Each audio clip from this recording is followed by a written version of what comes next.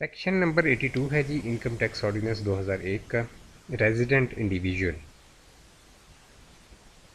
An individual shall be a resident individual for a tax year if the individual, यानी कि कोई भी जो इंडिविजुअल होगा वो रेजिडेंट इंडिविजुअल कहलाएगा किसी भी टैक्स ईयर के लिए if the individual A is present in Pakistan for a period of और periods amounting in aggregate to 183 days और more in the tax year।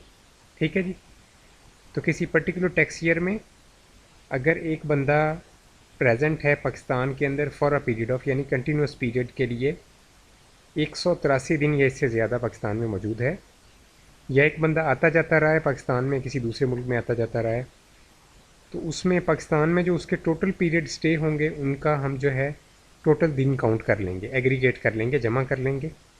तो वो जो मजमूई उसके यहाँ पे स्टे है पाकिस्तान में, वो अगर 183 दिन या इससे ज़्यादा है पाकिस्तान के अंदर उसका स्टे, तो फिर वो रेजिडेंट इंडिविजुअल कहलाएगा। ठीक है जी। चाहे वो बाहर के मुल्क में रह रहा है, वहाँ से जो मर्ज़ी इनकम ले रहा है, लेकिन अगर उसका 183 दिन या इससे ज़्यादा स्टे हो गया पाकिस्तान में, सिंगल पीरियड में या मल्टीपल पीरियड्स में, ये मैटर नहीं करता, तो उस बंदे की ट्रीटमेंट जो होगी इस टैक्स ईयर में रेजिडेंट इंडिविजुअल वाली होगी। ठीक है जी। इनकम टैक्स रिटर्न के अंदर। और इज़ एन एम्प्लॉई और ऑफिशियल ऑफ फेडरल गवर्नमेंट और अ provincial government posted abroad in a tax year. तो ये जो बंदा है ये एम्प्लॉई है या ऑफिशियल है फेडरल गवर्नमेंट का या प्रोविंशियल गवर्नमेंट का, और बाहर के मुल्क में पोस्टेड है किसी भी टैक्स ईयर के अंदर। ठीक है जी। तो अगेन ये बंदा, इसकी ट्रीटमेंट जो होगी रेजिडेंट इंडिविजुअल वाली होगी, क्योंकि ये सैलरी डेफिनेटली फेडरल गवर्नमेंट या प्रोविंशियल गवर्नमेंट से ही ड्रा कर रहा होगा। डी है इसमें, being a citizen of Pakistan is not present in any other country for more than 182 days during the tax year.